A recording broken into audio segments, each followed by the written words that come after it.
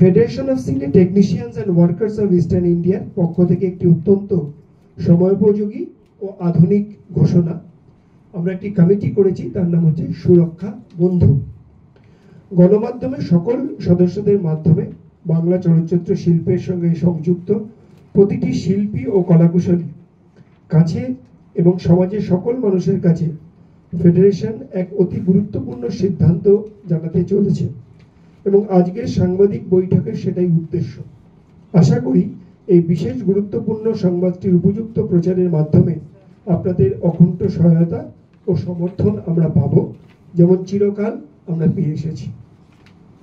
কিছু সাম্প্রতিক ঘটনার পরিপ্রেক্ষিতে আমরা অত্যন্ত দুঃখের সঙ্গে লক্ষ্য করেছি শতাব্দী প্রাচীন বাংলা চলচ্চিত্র শিল্পে এক বিব্রতকর, অনৈতিক ও লজ্জাজনক অভিযোগ উঠে আসছে আমাদের সম্মানীয় কিছু মহিলা অভিনয় শিল্পীদের কাছ থেকে। অভিযোগ বিরল ও ব্যতিক্রম হলেও কিছু চলচ্চিত্র শিল্পের সঙ্গে সংশ্লিষ্ট ব্যক্তি মহিলা কর্মীদের সঙ্গে অনৈতিক ব্যবহার ও আরও কিছু অশালীন ব্যবহার করেছেন, যা কখনোই সমর্থনযোগ্য নয়।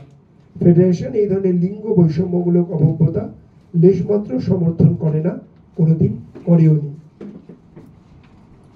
আমরা মনে করছি ফেডারেশনের অন্তর্গত সকল মহিলা সদস্য, যার মধ্যে জুনিয়র আর্টিস্ট ও কো আর্টিস্টরাও রয়েছেন, আমাদের সকল শিল্পী ও কলাকুশলী যে বৃহত্তর পরিবার তার অবিচ্ছেদ্য অংশ এবং সব অর্থে তাদের সম্মানের সুরক্ষা করা আমাদের সার্বিক দায়িত্ব ও কর্তব্যের মধ্যে পড়ে। ফেডারেশন সেভাবেই সকল মহিলা কলাকুশলী ও শিল্পীদের বরণ করেছে ও সংগ্রামের সঙ্গে তাদের সুরক্ষা দিয়ে এসেছে। অভিযুক্ত কয়েকজনের জন্য এই কাজের পরিবেশ, শৃঙ্খলা, শান্তি ও রক্ষা কবচ আমরা কিছুতেই ভাঙতে দিতে পারি না।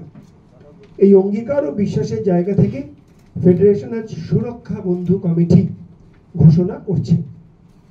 বিভিন্ন গিল্ডের সদস্যদের মধ্যে থেকে মহিলা প্রতিনিধিদের নিয়ে ফেডারেশন একটি কমিটি বা নির্বাহী সমিতি প্রতিষ্ঠা করছে।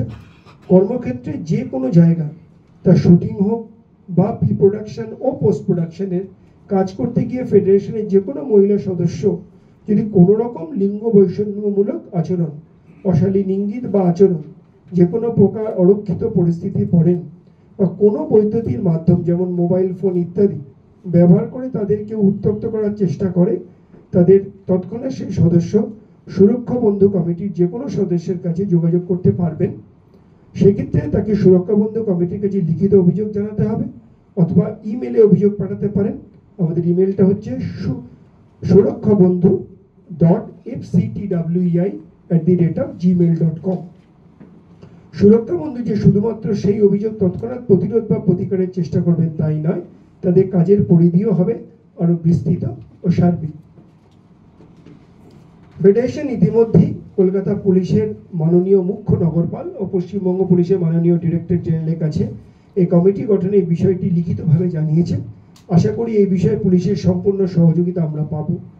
ঠিক কেমন ভাষায় ও পদ্ধতিতে আমাদের সদস্যরা কোনো অনভিপ্রেত ঘটনা পুলিশকে জানাতে পারবেন, অভিযোগ দাখিল করতে পারবেন, সঙ্গে সঙ্গে তার সম্পূর্ণ তথ্য তালিকা এই সুরক্ষা বন্ধু কমিটির সদস্যরা, এই কমিটি যিনি অন্তর্ভুক্ত আইনজীবীরা সঙ্গে পরামর্শ করে জানাবেন নিগৃহীতা কলাকুশলী ও অভিনেত্রীর ঠিক কি করণীয়।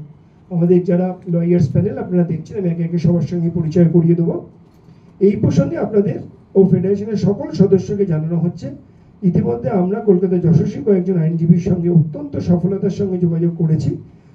তারা আমাদের কেস টু কেস অর্থাৎ প্রতিটি অভিযোগের গুরুত্ব অনুধাবন করে আইনি পদক্ষেপ করবেন, যার জন্য প্রয়োজনীয় মামলা যদি করতে হয় আদালতগত ব্যয় ও আইনজ্ঞের পেশাদারি পারিশ্রমিকের ব্যয়ভার যদি সেই অভিযোগকারী আর্থিকভাবে অসমর্থ হন, সেক্ষেত্রে ফেডারেশন বহন করবে, অথবা আমাদের আইনজীবীরা বলেছেন তারা বিনা পারিশ্রমিকে সেই আইনি লড়াই চালিয়ে যাবেন। যতক্ষণ না সত্য উদ্ঘাটিত হচ্ছে, অভিযোগের নিষ্পত্তি হচ্ছে বা অপরাধীর আইনি শাস্তি বিধান হচ্ছে, সুরক্ষা বন্ধু ততক্ষণ বা ততদিন অভিযোগকারী সার্বিক নিরাপত্তা কাজের উপযুক্ত পরিবেশের জন্য পুলিশের অবশ্যই সহযোগিতা চাইবেন। ভিপি পোদ্দার হসপিটাল, তার ভাইস চেয়ারম্যান এবং গ্রুপ সিইও এখানে আছেন। গত সহায়তা প্রয়োজন হয় অথবা অন্যান্য কোনো চিকিৎসাগত সহায়তা প্রয়োজন পড়ে, সেক্ষেত্রে তাদের হাসপাতাল কর্তৃপক্ষ সম্পূর্ণ সহায়তার আশ্বাস দিয়েছেন।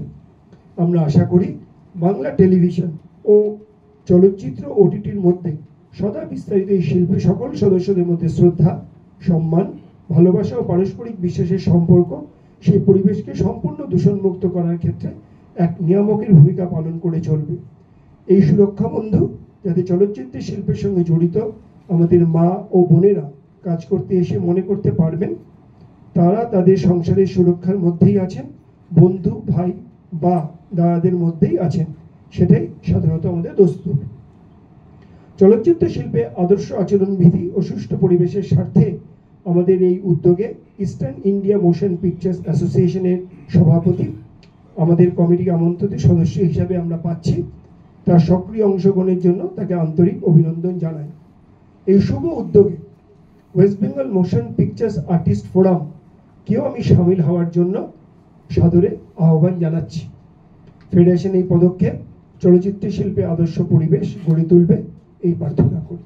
এটা হচ্ছে আমরা যে ভিকটিম হবে তাকে তার রাইটস, তার কি কি রেমিডিজ অ্যাভেলেবল আছে সেটাকে আগে বুঝিয়ে দেওয়া হবে, সো দ্যাট সে এক্স্যাক্টলি জানে সে কোথায় দাঁড়িয়ে আছে এবং সে আগে গিয়ে কিভাবে ফাইট করতে পারবে।